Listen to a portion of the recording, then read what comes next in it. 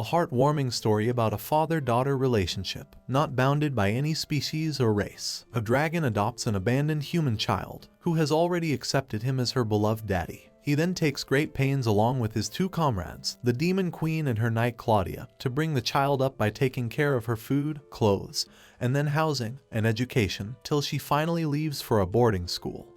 The story is about a nameless dragon who has lived in Olympia at the foot of a mountain ever since the time when the world was still full of chaos. He lives in a vicinity surrounded by small people called elves and dwarves, although the human population has been fluctuating since. He knew that demon kings sometimes built huge castles, but it didn't have much influence in his life. He also received an invitation to join the ranks of the Demon King's army. And then there was a time when priests came to see him, but the sly dragon always pretended to be dozing away. All the lazybones wanted to do was to lie at the foot of his favorite mountain, gazing up at the sky, gently watching the beautiful flowers that bloom in the warm spring. He was living a completely useless life, strolling through the soft greenery, refusing every opportunity that knocked on his well. Outdoor, his state of euphoria is completely smashed when a little kid calls him daddy. The dragon is completely flabbergasted to see a female human in this place. Not only that, but the little girl is dressed quite scarcely for the harsh cold weather. The dragon is struck in his heart every time the little twerp addresses him as daddy. The humongous dragon begins to see stars in broad daylight, as he doesn't have the faintest memory of having a child with a human woman. In fact, he has always been lazing around at one place to commit such a questionable act. He frantically concludes that the poor child must have lost her family and ended up here. But the kid is adamant, throwing tantrums around him, pulling on his majestic furry tail, and calling him daddy. The dragon is frustrated to the core, and keeps on protesting at her level that he is not what she thinks he is. The little one cuddles herself comfortably to his fluffy tail, and remains oblivion to his woes. The dragon miserably probes into his memories about such an incident, rather accident that might have made him daddy to someone. Then he deduces that maybe the kiddo has a limited vocabulary, due to her tender age. He ponders deeply that all the humans he has encountered until now are as big as his palm, and if those were adults, then the little one appears to be a toddler. A tinge of paternal emotion arises in his heart that the child must be in dire need of parental care. He asks the child about her name and whether she is able to say it. The wide-eyed bag of innocence replies that her name is Olivia. The dragon just loves her name and assures her that her real father will soon pick her up. He understands that Olivia's father must be worried sick by now and must be in a hurry to find her. Later, nobody comes to pick up the girl, to the dragon's dismay. But she doesn't seem to understand and keeps on calling him her daddy. It appears that she has made a cute little garland of wildflowers for him. Daddy Dearest stoops for his beloved daughter, and the delighted Olivia adorns his snout with the flower ornament. The dragon mellows down a little for this lovely gesture coming from a complete stranger, so he tries to explain to her gently that he cannot be her father since he is a dragon, while she is human. But his attempt only upsets Olivia more, and she is on the brink of breaking into tears, addressing him as her daddy. The dragon groans in agitation that Olivia is being so freakish because her daddy is not coming to pick her up. The dragon guesses that Olivia is from the Pia's village, as the only nearby humans that he can think of belong to Pia's village, since there aren't any settlements. He tries to get an affirmation from Olivia, but the little girl doesn't have any idea about his constant blabbering. However, the dragon offers to take Olivia to the village right away. Soon big and burly dragon begins to rise, placing Olivia on his back, and it appears that very soon it will be soaring through the sky. Olivia shrieks in excitement, but it turns out that the sluggish dragon is merely trotting along merrily. It has been nearly 2 centuries since the big guy left his comfort zone, and looks quite out of shape due to a lack of physical movement. But still, the high and mighty wants himself to be praised for that kind of endurance. As soon as they get closer to the village, the dragon remembers that he must transform to his human form to Olivia's bewilderment. He reasons that if he won't take the human form, then they will think he is here to destroy their village. The dragon notices that instead of getting delighted at seeing her homeland, Olivia becomes miserable and buries her face inside his coat. Even the dragon wonders whether Olivia realizes that she is lost and recognizes her village. He cannot help but notice Olivia's Lilliputian's cuteness. Soon a villager recognizes Olivia and guides the dragon towards her house. The dragon is somewhat relieved because he knows that no parents can ruthlessly abandon their children like that, but he is in for another nerve-cracking shock. As he nears the house, he can hear roars of boorish laughter and the meanest words one can even imagine. A tipsy person announces how much he is relieved to have gotten rid of that little brat. He is referring to Olivia, of course. The ruthless guy had thrown away her own daughter in the forest of spirits. A fresh wave of anger lingers on the dragon. The hooch hound flaunts his smartness by stating that ever since Olivia was born, he has been engraving in her raw mind that she is a dragon's daughter. The rascal calls it a perfect solution as Olivia fully believes him and readily goes to the forest looking for her real father. The dragon, who is supposed to be a horrendous beast, is astonished that a human can be more merciless than a monster. Olivia's father abandoned her because his wife and Olivia's mother, Kara, died in childbirth. Now, according to this dimwit, only women know how to take care of their babies since they give birth to them, and he cannot accept such a big responsibility of a father. He then addresses his dead wife that she should have stuck around to take care of Olivia, as a good mother has to raise her child, as well as her husband. A miserable Olivia takes in all those poisonous words and buries her face deeper into the dragon's coat. The drunkard keeps on rambling to other boozers like him that he had to get rid of that useless little good-for-nothing brat since she was too small to do any chores and was always crying. The dragon, who has been overhearing that caustic conversation for so long, wonders whether he is really going to send an angel into this human hell. He realizes that she never considered that gruff wino to be her father, and Olivia has always considered him as her father. She was never a lost child who tumbled accidentally towards his abode. He really feels sorry for little Olivia, greatly deceived by her father at such a tender age. Suddenly, the dragon makes an abrupt decision to be Olivia's father, and from now onwards Olivia will be living with him in the forest. Olivia becomes tearfully emotional and hugs him dearly. The dragon vows that he will raise Olivia to be a great girl. With this, he angrily boots the shack, where the party is going on in full swing. To his alarm, the whole hut is blown away into thousands of pieces, attracting lots of curiosity from other villagers. The dragon panic-strickenly realizes that he used the wrong amount of force and fury, but Olivia cries in delight as she feels that her daddy is one big Superman. But the dragon instantly decides to flee Pia's before anything troublesome happens. It appears that Olivia's father and his other bumpkins have been buried alive, and the villagers are trying their best to dig them out. A satisfied dragon carrying Olivia thinks that whatever her real father said was quite annoying. But one thing he said hit the target, that becoming a father is always a sudden event. So in this way, one human child and one wild creature became a family. Since the day he decided to raise Olivia, the dedicated daddy decides to devour all the books related to parenting. For that purpose, he buys the entire collection from the book rental library, and the shopkeeper is struck like a bell when he sees all those precious jewels for payment. So from the books, he learns many things like feeding Olivia the roots of tender boiled vegetables, and how humans should take a bath to stay clean. He also gets lots of information about clothes, illnesses, etc. Now, the dragon has been enjoying longevity, but still, he lags behind following the racy human civilization. Still, he does his best to be a doting father and to keep Olivia happy in all ways, because he is preparing himself for the time when Olivia grows up, and then they have to live permanently in the human world. While he is still pondering, a merry Olivia is trying a beautiful crown and wonders if all those hoards of treasures belong to her daddy. The dragon reasons that all these jewels and goodies were randomly brought by the strangers. He explains how those jewels and gold helped him buy books and clothes, so he is really grateful. But something is bothering the dragon, because in the book Parenting for the First Time Daddies, it is mentioned that the most important thing to give a child is lots of care and love. Suddenly he has an idea that the father-daughter duos must read a storybook together to strengthen their bond.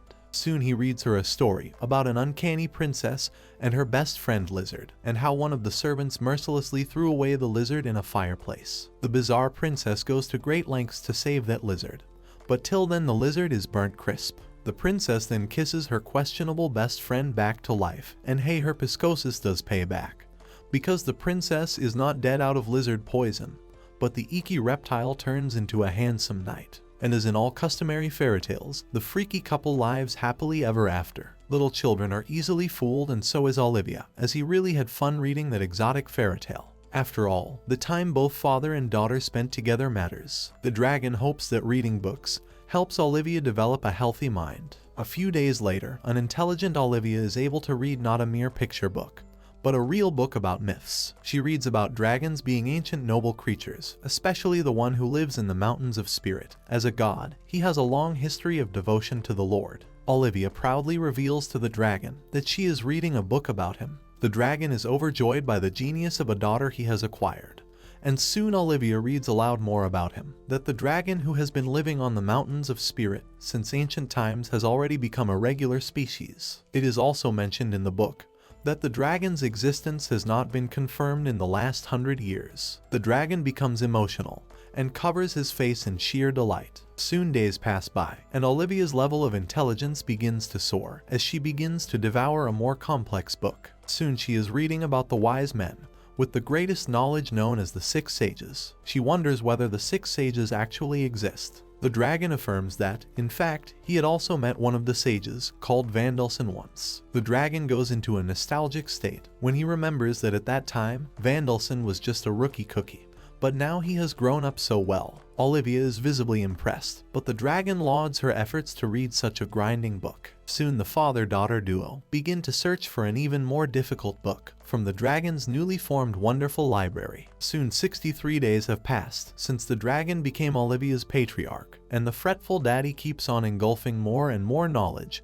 At least the little girl has brought some worthy pastime into his otherwise futile life. In one book, he learns something remarkable about the voices of the dragons that have lived for a long time, having magical powers, so the wisdom they bring will be passed on to their children. The dragon wonders whether his voice has the power to convey wisdom to the children. If that's the case, then maybe this is the reason for Olivia's sudden smartness, for a child who merely knew how to say daddy 2 months ago. Then he spaces out as usual, remembering how cute, adorable, and a genius Olivia is. He is brought back to Earth by Olivia, and he remembers that it is almost lunchtime, and he must prepare her favorite milk soup. So while cooking her meal, he again gets into a dilemma about adding one of the powerful allergens to her soup, honey. The cooking book says that it is good to add honey, but according to the baby books, honey shouldn't be given to little children. Now the problem is, when should the dragon start using honey? He finally soothes her brain and realizes that Olivia is not a baby anymore and walks, talks, laughs, and reads. It is visible that the dragon is getting a little fed up of all that babysitting phenomenon and wonders how long it will take a human child to grow. Soon the milk soup is ready, and a delighted Olivia immediately rushes to gulp it all down, as she really loves her daddy's milk soup. Soon the winter quickly adorns the beautiful tarpaulin of spring, and the dragon wonders how long Olivia is going to stay with him. So one day the dragon accompanies Olivia to see some flowers, as it is time for his favorite peach-colored flower to come into full bloom.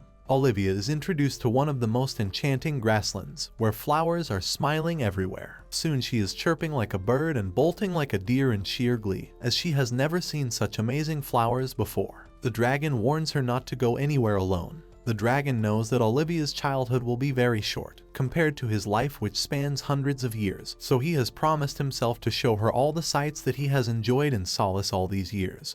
So by the time she grows up, she would have learned all the important things he knows. Something is bothering him though, that no matter how well he tries to raise her, she will always remain a human child, whose lifespan and lifestyle are like day and light from that of a dragon. For instance, a dragon can sleep for hundreds of years. Olivia sleeps only for the night. Also, a dragon can live all by himself, but humans cannot live on their own, as man is a social animal. Although being an overthinker, his thought process goes at an infinite length. This time he is somewhat right, as they both cannot live like this forever. It is then he suggests to Olivia they get a house. Olivia is so flabbergasted by this sudden notion that she absent-mindedly points at a hollow tree, calling it a house. The dragon smiles and assures her that they can always have a bigger house, one that is so huge that it won't break, even if he transforms accidentally into a dragon. Olivia's imagination begins to run wild as she imagines herself living in a castle just like the one in her picture book, with sparkling windows and shining lights. The dragon calls her a princess for living in a castle, and in return Olivia calls him a prince. The dragon feels as if there is lightning everywhere, followed by sharp claps of thunder, and for a moment he becomes too emotional to speak anything. This happens when one reads a lot of fairy tales. After he has composed himself, he agrees to build a castle for Olivia. Olivia wants to help, but her father assures her that he can take care of it. He surprises Olivia by revealing to her that he can actually soar in the sky. He asks her to hop aboard, as he knows of a castle somewhere, and flying is the shortest way to reach the desolate place surrounded by treacherous waters. Soon, they manage to reach a castle that seems to be surrounded by debris and rubble of all kinds, instead of lush lawns and sprawling grounds, and leads directly to deep and dark ocean water. The cautious dragon warns Olivia to hold him tight. Still, Olivia is mesmerized by its huge size. The dragon makes a steep landing on the wide stairway, leading upwards towards the castle. Suddenly, a sharp female voice bellows, startling the father-daughter duo. A flustered young lady approaches them in a frenzy, and is astonished by the god of Mount Olympia, the ancient dragon. The dragon hesitantly greets the young lady, named Claudia, whose teeth are clattering, and she herself is trembling like a leaf, while trying her level best to appear brave in front of the mighty dragon. She wonders whether the dragon is here to join their ranks. Suddenly, Claudia notices Olivia on his back and inquires about her. Claudia is struck by 10,000 volts of electricity. When the dragon introduces Olivia as his daughter, she retaliates wildly, as she cannot believe that a dragon's daughter can be a human. The dragon is intimidated by her rapid swinging of the blade that she is trying to scare him off with. The humongous dragon immediately holds the tip of the sword by using merely 2 sharp talons and pinches it a little. Claudia gasps in misery as her magic sword is vandalized. A furious Claudia becomes more hyped up when the dragon explains that he is only here to talk to the demon queen Maladia for a bit, as he has a small favor to ask her. Claudia calms down a bit, and as a knight of Maladia, accepts to hear his request. The female knight is again astounded to the core when the dragon states that he wants the castle for himself. The dragon clarifies that it appears to him that only Claudia and Maladia occupy it,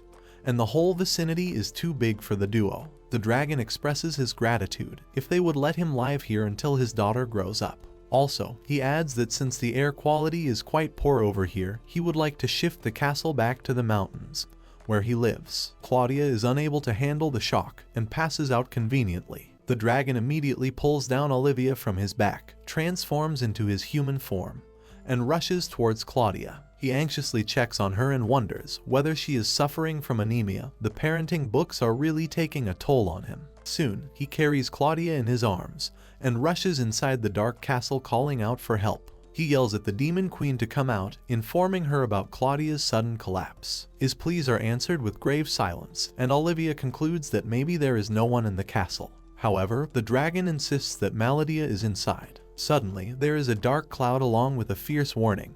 That one who has disturbed her precious sleep will not be able to flee from the castle. Soon, there are a lot of swirling and dramatic movements, and then finally Maladia appears chanting ominously that she is the demon queen Maladia, and the one who has disturbed her will pay for his evil deeds with his life. She has such comical curvy horns that Olivia immediately addresses her as Goat's son. The dragon is humiliated and Maladia feels insulted, because she was in such a hurry, so she went out of the way to make her horns look like that. Maladia gets terrified when she recognizes the ancient dragon of Olympia. She is getting panic attacks as she keeps on rambling nonsensically, but then Olivia makes things easier for her by introducing herself. Maladia also introduces herself, feeling slightly abashed, but then she spots a zonked out Olivia and guesses that maybe the dragon has knocked her out. She is really worried about her precious servant, because without her, she cannot even take a bath. Now this is quite controversial for the dragon, and Maladia, to cover her blooper, immediately flies in sheer rage, announcing that she won't forgive the ancient dragon for defeating her proud right-hand knight. She keeps on bellowing aimlessly when Claudia begins to gain some life. The dragon heaves a sigh of relief. A tearful Maladia holds her precious knight in her arms, and Claudia keeps on breathing heavily. Both have a theatrical dialogue that can fail any hi-fi, longest-running TV soap. Since the dragon is not here for his whole life, he feels it a necessity to intervene in this intense melodrama, and immediately explains his purpose of visit and the reason why Claudia collapsed. Maladia is even more overwhelmed when she learns his intentions. However, the dragon clarifies that he is not here to snatch the castle from her. He wants her to lend the castle to him, as he really needs a house where a human can live. Maladia seems a little slow or maybe too much self-engrossed, because now she notices Olivia being human. The dragon proudly introduces Olivia as his daughter, Maladia is struck by a lightning bolt by this astounding piece of news, as she is more concerned about the juicy gossip about him getting married and not inviting her, and whether his wife is a human. She reminds him that he has been in intermarriage. The hapless dragon has no choice but to narrate the truth about Olivia. After hearing the distressing story about an abandoned little girl, the drama queens begin to wail loudly with hiccups while passionately hugging each other. Olivia wonders about the fuss being created, but the ladies tell her that their hearts are in great pain. They tearfully realize what a good and bright girl Olivia is. It is then Maladia makes an important decision about lending her castle to the ancient dragon, as she feels that a castle like this is a small price to pay for the little girl's well-being. And as long as she has a comfortable room at the top of the West Tower, she doesn't care about the rest. The generous woman decides to show mercy on the little girl and the kind-hearted ancient dragon. Even Claudia is impressed by the beautiful thoughts of her mistress. It seems as if Maladia has some clandestine feelings for the ancient dragon as well, and of course, this might have affected her decision as well. A joyful Olivia begins to dance around, as finally she will be a princess living in a castle. Not only that, but her innocent mind thinks that both Claudia and Maladia will become the queens of the castle, or maybe princesses. Maladia is overwhelmed by surging emotions, while a euphoric Claudia modestly thinks that she was once called a princess's knight, but that was 1,000 years ago. As usual, the histrionics are quite elongated, so the dragon decides to head home. Soon strong ropes are used to tie down the castle to the dragon's back, and Olivia screams in glee as they all are flying in a castle, which is no less than one's deepest fantasy. However, the live soap on the flying castle begins when Maladia protests against using the world tree for ropes to tie the castle, and poor Claudia is unable to digest the whole situation, so she passes out again, leaving a distressful Maladia to plead with her not to leave her alone. But in short, this is how the dragon and Olivia acquired a perfect house for themselves. After the demon castle is transferred to the mountains, the dragon and Olivia begin to clean it. Olivia seems to be an expert, as she swishes away the dirt by using the broom, then wrings the wet cloth to mop the floor, and then finally dusts away the windows and railings. The dragon admits that his little girl is working really hard, and she is tens of thousands times better at cleaning than him, although he is a dragon who has been alive for thousands of years, but has lived a worthless life of dozing around and spacing out most of the time. While they were cleaning, Maladia and Claudia never came out of the West Tower, minding their business. Still, Olivia is curious about West Tower. Next, the dragon shows Olivia her own room, where the wall is adorned with large empty bookshelves. The dragon has the intention of shifting all of Olivia's books on those shelves slowly and gradually. Soon, an exuberant Olivia states her favorite books to place first. Soon they are finished cleaning up Olivia's room, and now it is dazzling like stars. The dragon lauds her efforts for helping him clean. However, Olivia really enjoyed the cleaning spree with her father, as earlier she used to clean all alone with her dainty hands. When the dragon expressed his astonishment, she explains that since the broom and the dust cloth were destroyed, no one bought her new ones, so the poor soul had no choice but to clean with bare hands. The dragon feels terrible for the pitiable girl, and promises that he will do his best to make her happy all the time. Olivia smiles and thanks him. The dragon has plans to bring not only the books, but other things as well in her room. The dragon ponders while observing the room that one day Olivia will leave him all alone, gazing at this empty room for the real human world. But he will always keep the doors of this room open for her, whenever she is hurt or in trouble. Soon the whole castle is clean, except the West Tower. Olivia reminds him that both Claudia and Maladia have told them to stay away from the West Tower. Now, the dragon really wants to make the West End spick and span as well, but he has to respect the owner's privacy as well. While heading towards their residential area, Olivia spots a mysterious, ornamental door with green gems embedded in it. She quickly heads towards it, despite the dragon's warning.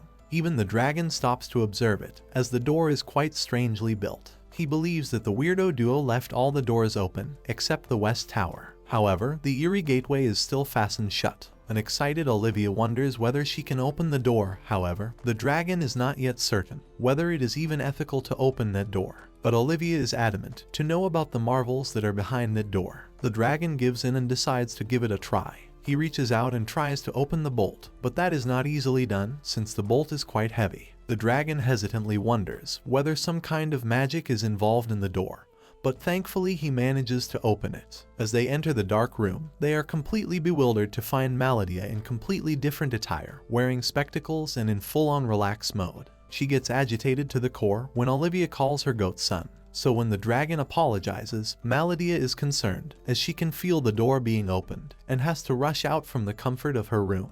The dragon admits that he should have entered the room after getting her permission. She is really mad at him for doing so, as all her life she has been dreaming of breaking that seal. Soon she runs away with a thud, mentioning that the mysterious door led to her library of sorcery. Now Olivia wants to search Maladia's library, since it must have had countless books. As Olivia steps inside, a baffled dragon rushes after her, as he is worried he hasn't asked permission to enter the library for the great Maladia. However, who can stop the perky little Olivia if she has made up her inquisitive little mind? Soon, they witness a huge room, whose walls are lined with big bookshelves carrying millions of books. Both the father-daughter duo are stupefied to see such a humongous collection, as they didn't know the eccentric demon queen has a thing with books. Olivia expresses her desire to read all those books, and the dragon gladly allows her to do so. Olivia wants her daddy to read her books that day, the next day, and the day after the next day. The dragon happily promises. The number of books is so overwhelming that even if Olivia has fully grown up, she won't be able to finish by then as well. Soon, Olivia and the dragon rush towards Maladia's abode in order to ask permission to use her library. While the dragon is planning to ask her about the eccentric library, Olivia is busy calculating her study schedule.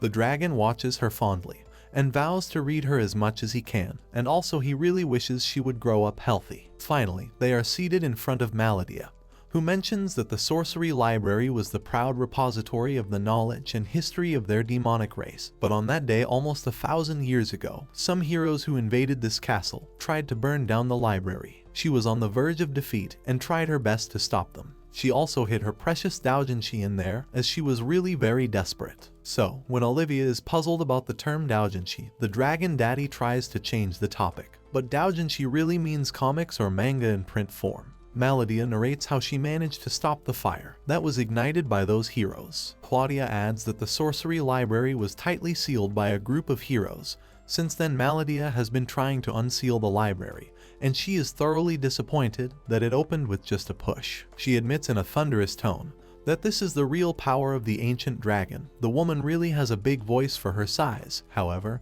the dragon sheepishly protests that since he has lived longer, that's why he is stronger. But it is Olivia who keeps on complimenting him that her daddy's the most amazing. Her compliment puts some kind of magic dust on the dragon as he begins to glow with emotion out of overjoy. But that baffles both Maladia and Claudia. Since that day, Olivia begins to shut herself in the sorcery library whenever she has time. The dragon notices that Olivia loves books and is a very hardworking child, not to forget very cute as well. She keeps bringing him books about exotic topics, like basics of magic and a book on Vendelson. As for the dragon, he begins to practice cooking in the kitchen of the castle with the help of a cookbook. So when the cookbook says to cut the vegetables into bite-sized pieces, he gets confused about the size.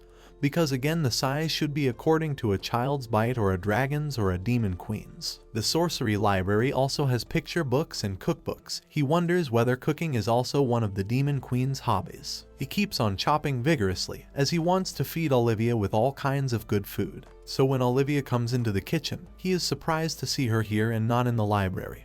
But the sweet child wants to help her daddy as he always cooks for her, and she does nothing but read in the library. The dragon is overcome with emotions and covers his face tearfully. He gently assures her that her job is to gain knowledge in the library, and that's why cooking is his job. Though he is just a beginner, he is not certain whether he can help her well in that area. So when Olivia insists, he folds his arms for a closure, stating that he has already finished cleaning. He is worried about Olivia getting hurt, since there are hazardous things like an oven and sharp knives. Suddenly he has an idea that since the library has been sealed for such a long time, so she can always go and air it out. By that term, he means that just like clothes, books should also be placed in well-ventilated places without direct contact with the sun. It is important to take care of them to prevent mold, stains, and insect damage. Also, the demon queen would be pleased to see Olivia airing the books out. Olivia gleefully agrees. They both promise each other that they will be doing their jobs perfectly. The dragon revises that day's menu, comprising of baked spring vegetables and a pie filled with mushrooms and cheese. Originally, he wanted to go back to making milk soup with honey, and he actually makes it too in such a large quantity. Soon, he checks the time and it is almost supper time. He wonders what's getting her so late, and if she found something interesting and got carried away. However, Daddy Dearest is getting impatient, since he wants her to eat before the food gets cold. So he heads towards the library, calling out to her for dinner. As he enters the library, he finds the floor covered with all sorts of books getting some fresh air. The dragon is glad that the little girl is doing her best, and she seems so engrossed in her work. To his horror, Olivia is chanting some kind of magic spell to summon the messenger of abyss, and in no time the whole surrounding changes into a horrifying one, with the floor dripping with puddles of blood. He yells at her at the top of his lungs to stop reciting that ominous incantation, as he remembers that the demons used magic incantations of their times, known as summoning techniques. But it is too late. Thousands of hideous monster spiders tiptoe from the stairs, and the panic-stricken dragon instructs Olivia to stay where she is, as he is here to protect her. Instantly, he transforms into his true form, a magnanimous dragon, and roars violently, emitting flames in order to keep away those vicious spiders from his little girl. And he tries to put low-intensity heat in his flames, but all that noise and commotion has already attracted the attention of a wrathful demon queen, who frantically leaves her comfort zone along with Claudia. She watches in horror as the dragon burns out the spiders and wonders if he is trying to set ablaze her library. She is about to have a heart attack when she figures out all her masterpieces are being destroyed so mercilessly. Soon, the dragon manages to send all the arachnids to the demon world. The dragon assures Maladia that all her books are safe, as he is a dragon and can choose what he wants to burn with his own fire. After all that chaos has died down, a distraught dragon hugs Olivia dearly, as he was so close to losing her. Olivia regrets upsetting her daddy, but the dragon blames himself for letting her air the books completely by herself. Maladia realizes that the summoning technique was exercised by the dragon's human daughter, and the dragon agrees that it's by a little girl with little magic and no control over her mana. The demon queen begins to have nightmares, as the only grimoires in this library are the kind that even the demons cannot handle. The dragon is further sunk into remorse. Olivia notices his misery and cheerfully announces that all that summoning drama has ignited her hunger. The daddy brightens up immediately and decides to have dinner. Olivia cannot wait to eat the meal her daddy cooks so diligently only for her. The daddy is overwhelmed with joy, and then invites Maladia and Claudia for dinner as well, as he has made too much milk soup. Now, the demon queen gets all sweaty and suspicious about the dragon inviting her to dinner. She nervously rubs her hands together and apologizes for her previous behavior. She politely declines his offer when Claudia mentions that the dragon is kind enough to invite them for dinner. Also, Olivia adds up that her daddy cooks the best meal. So when both Olivia and Claudia insist, Maladia gives in and decides to accept his invitation. The dragon mentions to the ladies that he has learned in a parenting book that it is really good to eat together. This actually shows his enthusiasm towards Olivia's education. Soon they all are eating merrily together, and Maladia loves the milk soup, while the others are thoroughly enjoying pies and vegetables as well. Claudia cannot believe that the ancient dragon is such a good cook. However, according to Maladia, it is mere fatherly love, but the dragon is delighted because it is his Olivia who's enjoying the food and enthusiastically asking their guests to try out everything. The demon queen begins with her histrionics while munching down the veggies, as she feels Olivia is very lucky to eat all this stuff regularly. Soon all the ladies want their second helpings, while the doting dragon is glad to serve them, as it appears that instead of bite-sized portions, he has made dragon-sized ones, so there is plenty for all. Soon the dinner table becomes a set for prize-winning soap, where Maladia cries for getting a small-sized second helping, while Claudia is too keen to spoon-feed her pampered mistress. But since that day, the demon queen and her friend have been coming out of their rooms in the West Tower more than often. One day while the dragon is busy in the kitchen, Maladia and Claudia bring a weird proposal to him, as she doesn't want to catch the dragon doing anything bizarre in her library again. As stated by some wise man, Claudia says those with power should be properly educated. This is the truth that has never changed for humans or demons. Now, the dragon is really impressed by her speech, as he still lacks the common sense to deal with humans. The demon queen points out in disdain that although the dragon has lived a very long life, he doesn't understand a thing about people, because he has been living in seclusion all his life. Compared to him, the demons have had a lot of interactions, mostly hostile ones though with the humans. Still, she feels that Olivia doesn't have a single friend, and now it is her age to enter elementary school. Now the proposal thoroughly shocks the dragon, but he admits that although he has an idea, he doesn't know how to implement it. Maladia points out bluntly that Olivia needs someone more than her daddy, without noticing the painful expression that slightly crosses the dragon's face. Still, the ladies graciously offer themselves to be Olivia's tutors, as a friendly favor. Suddenly Olivia peeks in, and the dragon excitedly mentions to her about Maladia's proposal to educate her. As usual, the dragon forgets that Olivia won't be able to comprehend the word educate, so the little girl begins to sparkle uncontrollably, as she feels that now she will get two playmates in the form of Claudia and Maladia. Maladia sighs and grimly explains that education is a rigorous training course about reading some of the most difficult grimoires that have been compiled from the wisdom of their magic. A wide-eyed Olivia is obviously impressed. But that is only for a few seconds. Olivia returns to her usual self and rushes towards Maladia, as she wants to play with her. Maladia warns her strictly that they are not playing a game, but it is Olivia who forgets. So days pass by and both Claudia and Maladia take really good care of the little girl, and the demon queen teaches her magic. She teaches her to be careful with summoning techniques, as she was so reckless with spiders last time. Meanwhile, Claudia teaches her the arts of swordsmanship and taijutsu, which is a form of martial arts. Sometimes the ladies will, well, just be ladies, and try to doll her up by wearing her hair into dainty buns and slender ribbons,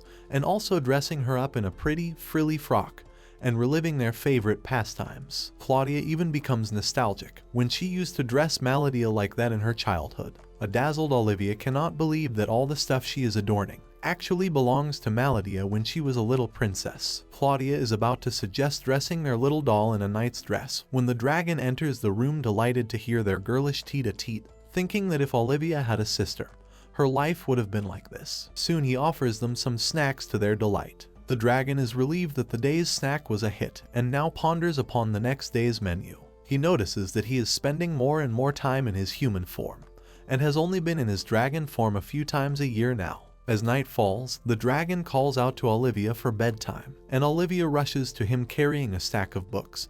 Despite all the tutoring she is getting, Olivia is still adamant about making her daddy read the books to her. For instance, that night she brings out a book that even Maladia cannot comprehend, as the writing style is quite illegible for her. The dragon immediately recognizes the style as the ancient Illyrian writing, and no wonder the demon queen is unable to read it. The Illyrian writing style is a very old one, much older than the tale of 6 sages of Recluse. The dragon adds that it is a language that has died for about thousands of years ago. Seeing Olivia's eagerness, the dragon agrees to teach her the ancient language every night. Olivia shrieks in delight as finally she gets to study with her father. He explains that in this language, each symbol is an alphabet and is assigned one meaning. Soon the peaceful days pass by, and the dragon wonders how many years have passed, as Olivia continues to become stronger, wiser, and more beautiful day by day. And then one day, she tiptoes behind his chair and startles him completely by awarding him a peck on his cheek. When the dragon turns around, he is hit by a current when he sees Olivia dressed as a bride.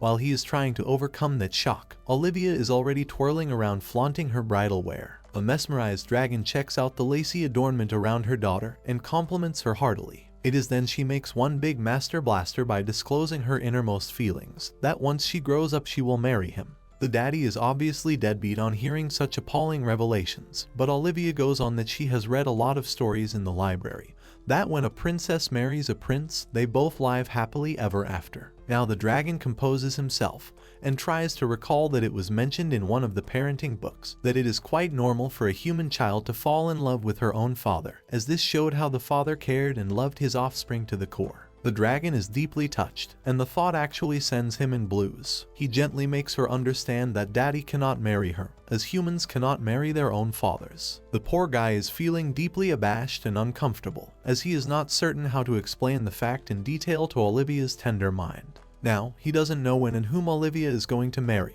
but he promises her that even though he cannot marry her, He will always stay by her side no matter what. With that, he becomes emotional and tries his level best to hold back his tears. Olivia is anguished and wonders whether he is in pain or has hurt himself. But the barriers are broken, and the welled-up tears begin to flow freely on his cheeks. Before he can realize it, the dragon is crying hysterically, wondering how long Olivia is going to stay with him. He ponders that for him, as a dragon, everything will be over in a flash, and he knew that from the very beginning. But he never knew he would get so deeply attached to a little girl of an entirely different species. He reinforces in Olivia's mind that he can never be her husband but will never leave her side. Even when Olivia is an adult and departs from his life, even if she marries a stranger, the dragon just wants her daughter to be happy. He adds a painful note that even if Olivia faces a mortal death, he will always be on her side. Olivia begins to get uncomfortable by his grief, but he assures her that he is okay. So the peaceful days pass by and many years pass away, and that's why he doesn't realize that Olivia has made a decision for herself, safely tucked in a sealed envelope. It has been 5 years since the dragon adopted Olivia. Now, unlike the castle which he has kept warm through his magic, the rest of the foot of the mountain has become icy cold. While using his culinary skills in the castle kitchen, he goes into a flashback, 5 years when Olivia came looking for him. Now, he realizes that the poor child faced the brutality of the cold weather just to reach out to him. That's why he resolves that he won't let her out in this blazing cold again. His thought process is interrupted by a cheerful Claudia greeting him. The dragon points out to a shelf, signaling her to find the ginger cookies for Maladia over there. Claudia proposes that they want to celebrate Olivia's birthday with him this year. The guy is baffled, and it appears has committed a blunder yet again. He has never celebrated Olivia's birthday in all these years. Claudia shrieks, as if he has committed one of the most serious crimes in his life. Now, it is not the hapless dragon's fault, since he intercepted in a time when there was no concept of a calendar, so no one remembered birth dates, and hence celebrated birthdays. But nothing can appease Claudia, who is trembling with clattering teeth, as if he has done the greatest injustice to his daughter. He stutters nervously, thinking that maybe he missed something really important. Maladia is more theatrical than her faithful knight, as she staggers, shrieks, gives painful expressions, bites her nails, and squishes her eyeballs in disbelief. Not only that, she slams some picture books in front of her to ridicule him further. She opens one picture book and forcefully makes him read about a little girl dreaming of delicious food, a cake, and some presents for her birthday. The miserable daddy breaks into a cold sweat, thinking that he's screwed up big time. But then again, this whole idea wasn't mentioned in the parenting book that he was following so religiously. But then he has never asked Olivia for a picture book like this, and has always encouraged her to read more solid ones though. A thorough psychologist, Claudia tut-tuts, thinking that the poor child didn't ask for the picture book on purpose to suppress her innermost desires and not to pressurize her dear daddy. The queen melodramatically curses the dragon, as sometimes his mind doesn't work at all. The dragon is embarrassed to the core and wants to make up for his blunder, so Maladia suggests they hold a magnificent celebration for Olivia. But now the issue arises that since Olivia was an abandoned child, he doesn't know about her exact birth date. Now the freaky girls share a clandestine smile, and then Claudia leans forward and whispers into his ears that the other day Olivia revealed to Maladia that it will be soon her birthday, as her birthday would be the day of the spring festival. Now, the spring festival is an eagerly awaited day for people to celebrate the arrival of the spring. Now, before the dragon can calculate, Claudia immediately chips in that it is 3 days from the current date. Maladia announces that she hereby declares the formation of the Olivia Birthday Party Alliance. Soon, the trio gets super hyped up to celebrate their little darling's most important day. The following evening, Maladia advises the dragon that all he needs for a birthday is a cake, delicious food, some room decorations, and a present. Now the dragon understands the cakes and delicious food, but has no idea about the decorations. In his naivety, he suggests bringing all those jewels and gold from his tiny shrine, and this makes Maladia slam her forehead in frustration. An amused Claudia suggests the decorations be more homely, like origami rings, stars, etc., but in the end, they offer to help with the decorations. But Maladia leaves the sole responsibility of preparing the present on the dragon's shoulders. Now in the past, he has received many tributes, but has never given a present to anybody, so the dragon is really terrified of the heavy responsibility being bestowed upon him. While gazing at the starry night adorned with a glittery moon, he ponders what would be good enough for her little girl. If he were in place of Olivia, and if she had to give something to him, he would be just glad to receive a single flower from her end. But now he has understood the importance of gifts to be given on one's birthday, and they have to be special. Soon, he walks towards his shrine to get some idea.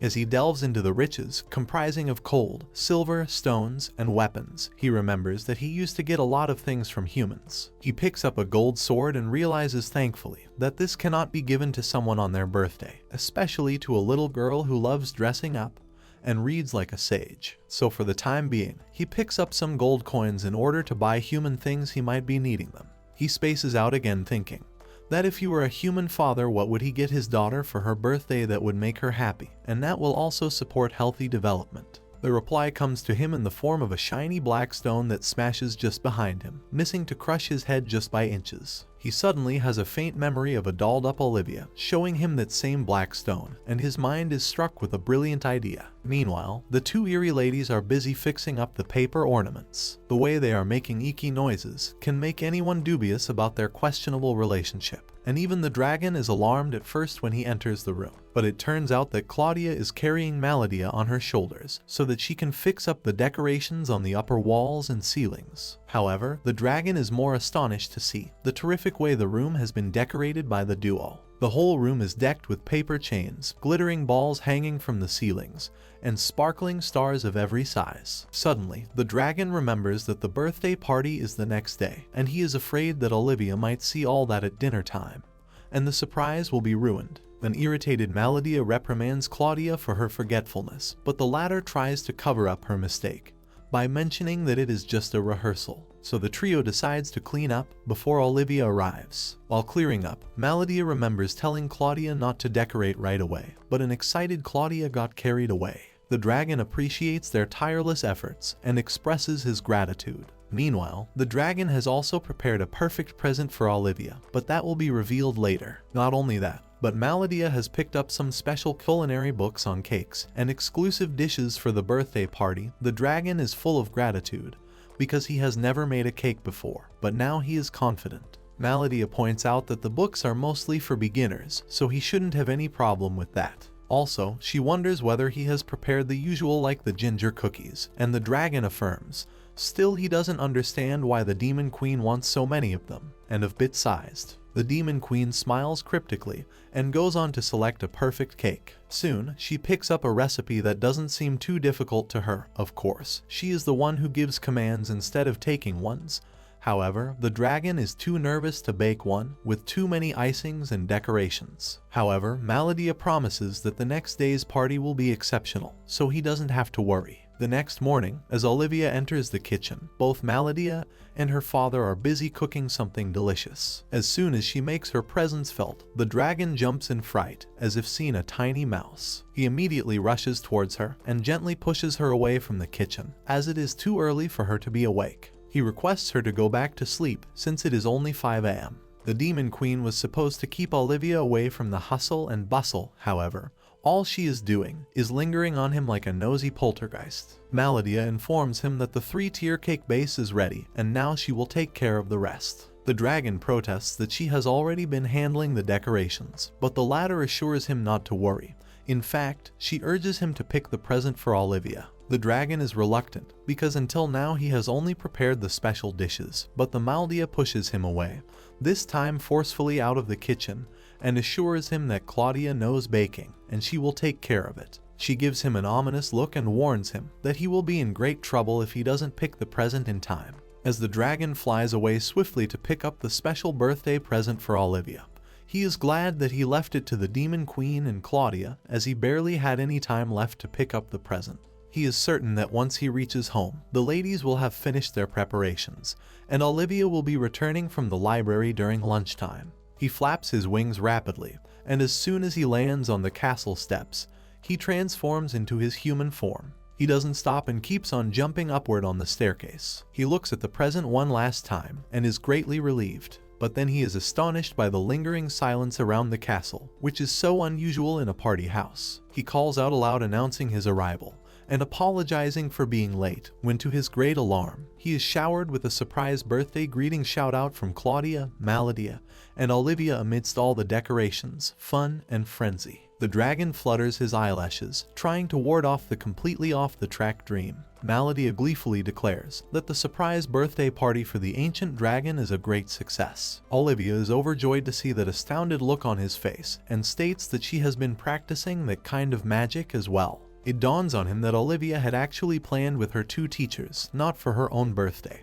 but for his beloved daddy's birthday all along. Still, the dragon wonders how Olivia could have known his date of birth, since he has existed for thousands of years. When Olivia is questioned, she smiles at him, reminding him that it was the day of the spring festival, when the dragon adopted Olivia as his own daughter. Also, the spring festival is about decorating one's house, eating cake and special dishes, and having a fun day. The dragon has a faint memory of the village doors being decorated with sheaths and flowers on the day he was about to return Olivia to his real father. Now, before that eventful day, poor Olivia had never celebrated the spring festival. But when the dragon adopted her, she had the best celebration of her life. Also that day, Olivia was reborn as she became Daddy's little girl on that day. So technically it is Olivia's birthday. Also, it is the dragon's birthday because on that day, a very cool dragon became Olivia's daddy. She knows that Daddy's birthday is technically unknown, according to Claudia and Maladia, but from now onwards, they both will be celebrating their birthdays on the spring festival. While Olivia goes with her cute childish gibberish, the dragon's face twists due to an emotional surge, and he comes to the brink of tears. In a flash of the second, he hugs Olivia, taking her by surprise, and begins to weep hysterically. Olivia squeezes him back, smiles, and apologizes as it took her so long to figure it all out. Both the lady jokers begin to weep along the dragon, as if watching the most heart-rending scene of some popular TV soap. Amidst hysterical sobs, Maladia reminds Olivia to do what she was supposed to do, and soon she presents the most artistic, the most exquisite piece of confectionery he has ever seen, his birthday cake made by Claudia and Maladia. The cake had white icing over all, and a beautiful castle was built on top, with the help of bit-sized ginger cookies of all shapes. The whole cake has been bordered with bricks, made up of biscuits the same way the original castle is designed. To add some more sweetness, a sugar doll is also created by Maladia to replicate Olivia, and a handsome little dragon to represent her daddy, made by Claudia. Soon, firecrackers explode, and everyone begins to sing and dance to the birthday tune, wishing the ancient dragon a very happy and prosperous birthday. The dragon keeps on shedding tears, as no one has ever celebrated his birthday before. He expresses his heart's gratitude to the ladies, while wiping off the tears, as it all seems quite weird to him, because he was the one helping them to celebrate Olivia's birthday. Soon it is time for the most awaited surprise of the day, and that is the dragon's special present for Olivia. He presents a neatly wrapped cubic box to her. When Olivia opens the box, she is amazed to see a beautiful brooch having a brilliant black stone. The dragon states that the black stone was the first jewel Olivia found in the pile of gold coins when she came to live with him. He clearly remembers Olivia thought the jewel has a very close resemblance to the dragon's eyes. For this reason, he thought that this might make a perfect good luck charm for her. The dragon had to beg the goldsmith to fix the brooch according to Olivia's size in 2 days. Out of sheer emotion, Olivia gives the dragon a big hug, and soon it is time for the feast. Soon, they all sit down together to have a merry meal. The winter has surely passed, and the spring has arrived. Soon his favorite peach-colored flowers will be in full bloom, and a new year will begin. Time flies by, and it's just a little bit before she turns 9. This year as well, the dragon wonders what he should give to his darling daughter for her 9th birthday. Olivia is gradually turning into a fine young lady with long hair. One day she comes to him and states that she has a question for him about her birthday. The dragon smiles understandably and assures her that this year as well, they are planning a big birthday bash for her. Olivia doesn't smile, so the dragon assumes that since she is 9 years old, there must be something else she wants. When she hesitantly affirms, the dragon encourages her to tell him, because if that thing is appropriate for her, then he will search through all the treasures of the world. It is then Olivia opens her heart to him that she really wants to go to school now. Now, it is time for the dragon to act all gloomy and dramatic, so he pants heavily while lying down in a pitiable state. Both Claudia and Maladia are worried about his current situation. The guy is so depressed that he cannot even retain his human form. The ladies wonder whether they got into a fight, but the dragon keeps on calling out Olivia's name, with egg-like tears in his ping-pong ball eyes. When the ladies insist, the dragon covers his face in sheer distress and reveals that Olivia wants to go to school. Even Maladia is thunderstruck, but then she realizes that all human children go to school. Now the dragon already had an idea, but he didn't know the day would arrive so soon. Now, the dragon is actually suffering from a condition called separation anxiety disorder, as he is not ready to let Olivia go. Usually, children suffer from this disorder when they are newly admitted to the school. The dragon is worried that something uneventful will happen to her. Even Meledia agrees with the dragon's profound fears, but her comic mind is thinking in another direction, as she fears that Olivia might land in some rom-com kind of situation. Now, her silly notion raises alarm in the otherwise innocent mind of the dragon, so Meledia immediately takes a U-turn by assuring the dragon that Olivia is a very intelligent and talented girl and understands almost everything instantly. Claudia adds that she can also handle swordsmanship and martial arts with ease. So according to Meledia, Olivia doesn't need to trouble herself by going to school. But then according to Meledia, humans need to have friends of their own age, as according to human age, all of them are pretty haggard for Olivia. The dragon doesn't even remember his exact age, maybe 1,000 or 10,000. However, Meledia is around 1.5 million years old. Still, the trio cannot imagine living without Olivia, as they all would become so lonely and sad.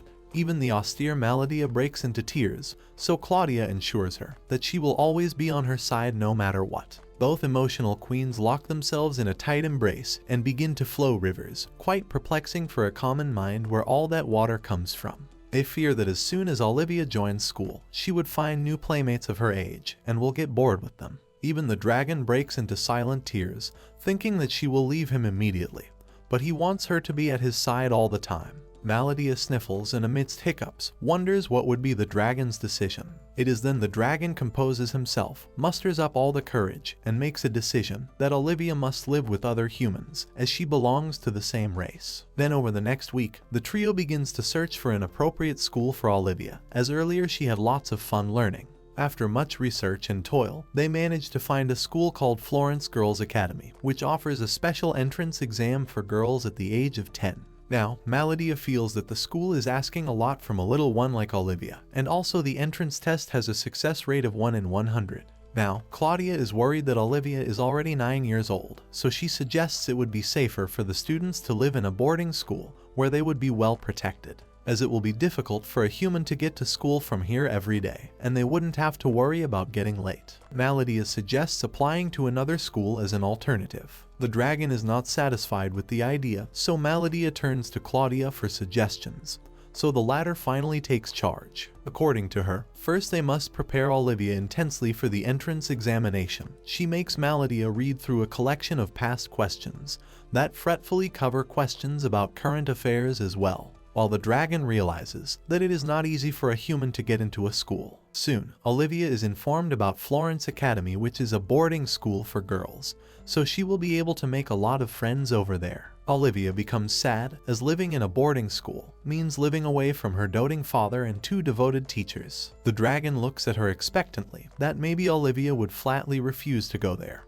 but Olivia only feels saddened by the notion of leaving her father alone. The dragon loses his control and all the boundaries are broken as he breaks into tears. Olivia explains that there must reason why her daddy has chosen this school for her. The dragon affirms, informing her that he has been looking into a lot of schools with the Demon Queen and Claudia, and Florence Academy has been finalized after much research. Even Olivia happily agrees with his decision, as she trusts him blindly. Also, she feels that the uniforms of Florence Academy are so cute, and it has an impressive library. So after 2 months, Olivia leaves her home to take the entrance exam to the Florence Girls Academy. The entrance exams were held for 3 days and 2 nights, so naturally she had to stay overnight. The dragon is not accompanying her, as the school provides pickups and drop-offs, the reason being they want to avoid all kinds of injustices. Soon, their hard work pays off and Olivia passes her test. One can notice the brilliance and joy in her smile, while Daddy Dearest goes into another emotional phase where he is deeply touched, and tears of happiness well into his eyes. As the dragon is bringing her home, he can't help but notice the uncomfortable old carriage that clatters and wobbles all its way, and wonders whether this is how his princess was brought back to the mountains. Still, the dragon is proud of Olivia for taking the exam on her own and passing it with flying colors. However, Olivia found the exam quite easy. While taking a walk to the mountain foot, Olivia shows him the exam questions, and he skims through them, thinking that it is supposed to be nutcracking.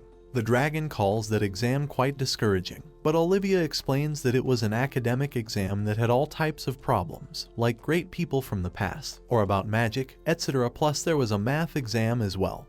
Proven numbers and calculations have been threatening poor students for centuries. However, Olivia found everything quite easy because she has been studying with Maladia. Next, he questions about the practical exam, and Olivia explains that they had to play with magical dolls that randomly swing swords, and one just needed to defeat them. However, the dolls moved at a snail's pace according to her, so she stood victorious at all costs, thanks to Claudia's rigorous training. For this reason, the teacher had to bring more dolls for Claudia. The dragon is deeply thankful to both Claudia and Maladia, as they both worked so hard on Olivia. The dragon then wonders about the double S engraved on her result. He guesses that it cannot be a bad result if she passes the test. Suddenly, she remembers what the school did to measure her magical strength. Now for that, there wasn't an exam. Instead, there was a big crystal ball in the exam room called Magic Measuring Device. If one placed their hand on it, their magical strength would be determined. Olivia recalls that when she placed her hand on the crystal ball, it began to shine like a rainbow.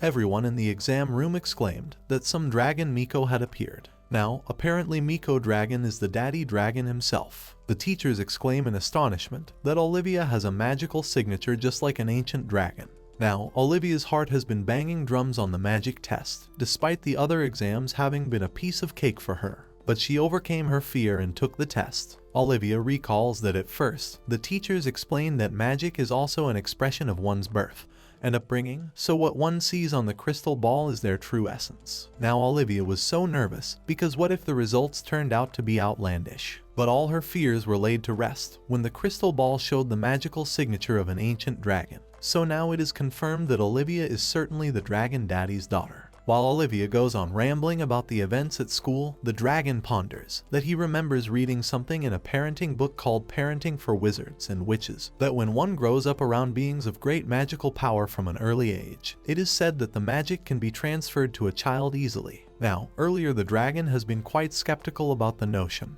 But if Olivia's magic is anything like himself, it is surely the evidence that they have been living side by side as father and daughter for a long time. In other words, he is officially Olivia's daddy. As they walk hand in hand merrily, the dragon finally finds an advantage of the entrance test, as it proved a very important point that day. The dragon is in a state of euphoria, and begins to thank the entrance test loudly. A puzzled Olivia looks at him, as if he has lost his marbles. Another emotional outburst awaits them as soon as they reach the castle, as Maladia and Claudia tearfully learn that their little girl has finally passed the test. Maladia hugs Olivia tightly while crying rapidly, and Olivia thanks her for being so helpful. Meanwhile, Claudia reminds the dragon that from now on, he has to start preparations for the start of the school year, like measurements for the new uniform, necessary household items for the dormitory, and also writing names on the belongings. For this purpose, the dragon has to carefully go through the admission guide. Claudia mentions that although they can prepare some stuff at the castle, for other things she has to visit a human town to get all the necessary stuff. They all decide to go, since Olivia has to be measured for new uniforms. Olivia begins to jump with joy, and Claudia begins to plan their visit to the town. Meanwhile, the dragon beamingly gazes at the three young ladies and wonders whether he needs to participate in the welcoming ball. But then he has a frightening vision of being kicked off and being humiliated, so he decides to drop off the idea as there is no room for mistakes.